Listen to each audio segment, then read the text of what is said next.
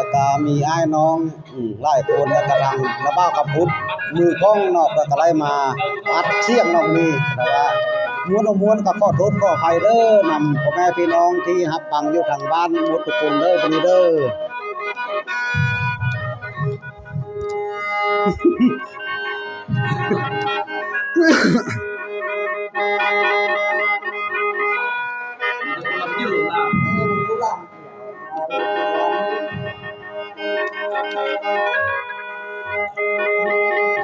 โอ้ยน้อพ่อแม่คอยกระสมมาเลย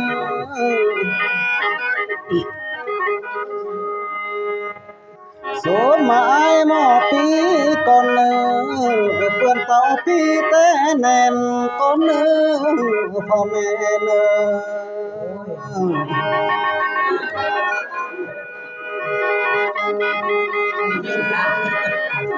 คอยกระสมมาสมมาไอ้หมอแทนก่อนเลยเปื้อนเต่าแทนมาแต่เก่าก่อนเลย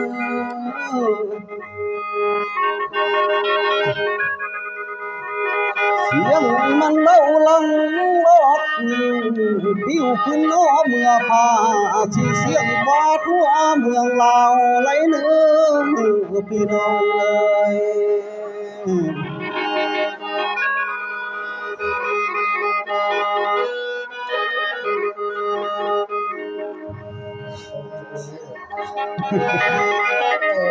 โอ้ยดูมา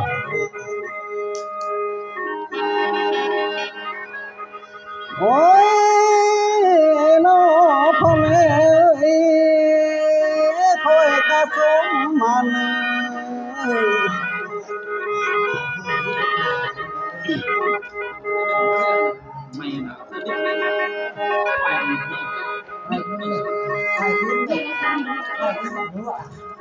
เอาวิ่งเลยจ้ะ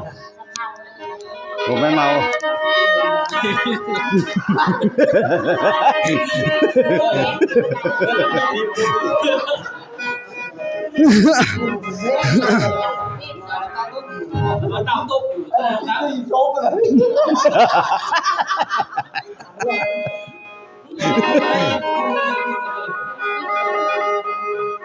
คอยกระสมมาเนื้อสมมาไอ้น้องหาก่อนเนื้อเปื่อนเลยมานั่งเพ่งก่อนเนื้อพ่อแม่เนื้อ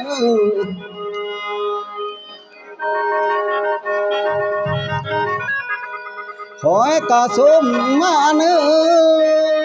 อสมมาตานายแพงเนื้อเปื่อนเลยมาที่นั่งเคียงเหียงข้างก่อนเนื้อ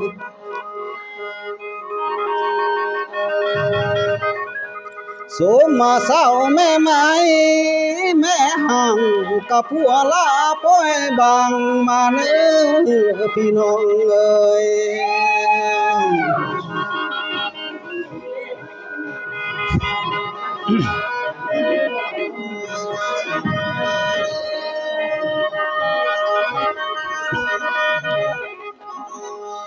โอ้ยน้อพ่อแม่เอ้ยคอยกะเนาอยู่ห้องเลยเนื้อชีทองทิ้นน้ำกะลิงมาเนื้อ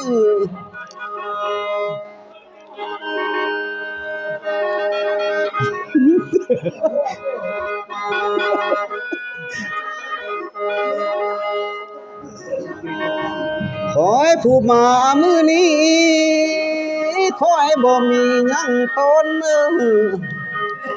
หมอลำสายสิเบมือมาเป่าเลยเนื้อพี่น้องเฮาเนื้อ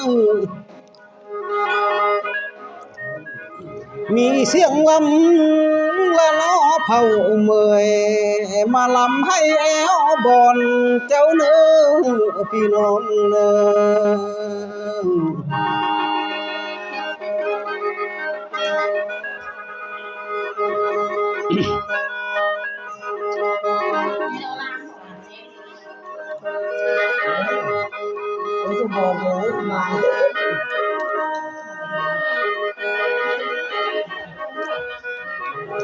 โอ้ยน้อ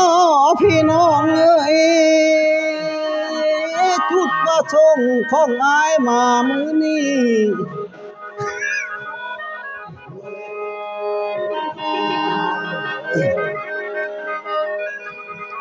อายก็มาแต่วันมาในบุญกินเต็ดเลยเนอ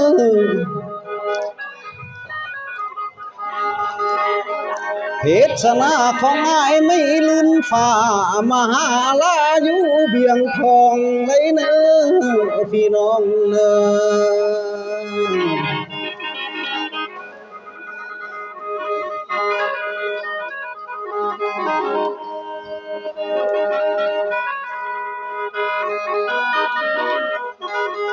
หวยนอลาพอแต่มาฮอดแล้วนอนาง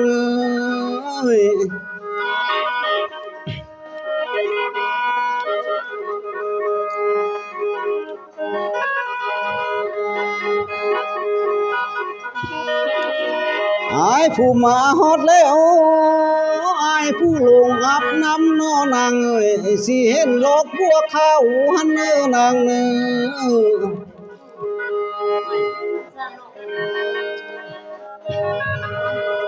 มาเห็นเสาเบียงทองสั่งมางามปั้นเต็มแต่นอลา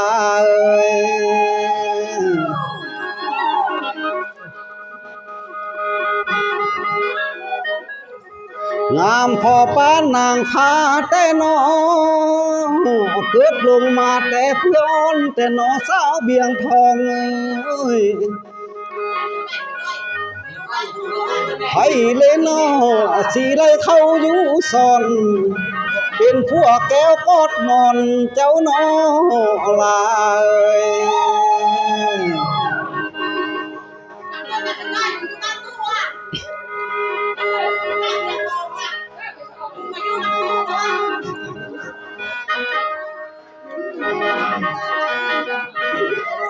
หวยนอลาล้นนายเลยมาเห็นหน้านอนางสิล้นนานเลยมาจวบเดี๋ยวนอนาง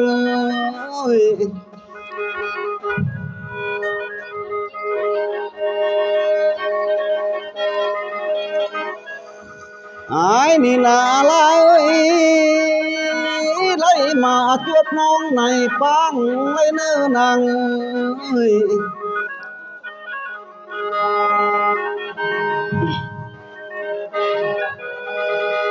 อายนี่นาเลยมาจวบนางในห้องอายเลยมาจวบน้องสินางลาแม่นยังงามนอสาวเบียงทอง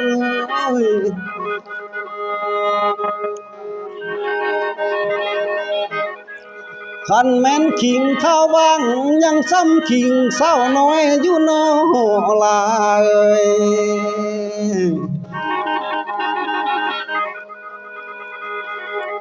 สายอยากเอาเมื่อห้อยเบิ่งเลโซเหือนบ้านอายอยู่เบิ่งเลนางเอาเมื่อคันน้อไว้ห้องสิเป็นน้อยตื้มเมียไอ้บ้าหมอลำเบิ่งเลลา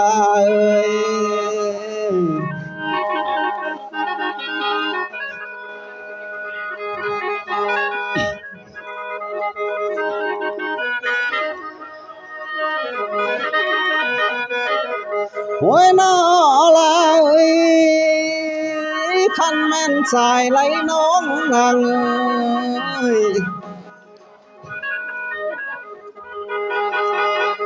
คันแม่นเมียคนล่วงลายหมอลำสายนี่อยู่เหือนแต่งหน้าหลบเนื้อสาวห้วยคำ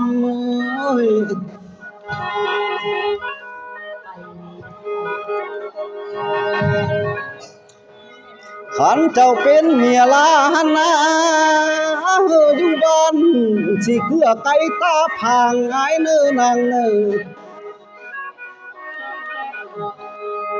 ขันไหลสามนางสาวหมอลำสายสิกอดคอหอมแก้มเจ้าเนื้อลาเนื้อ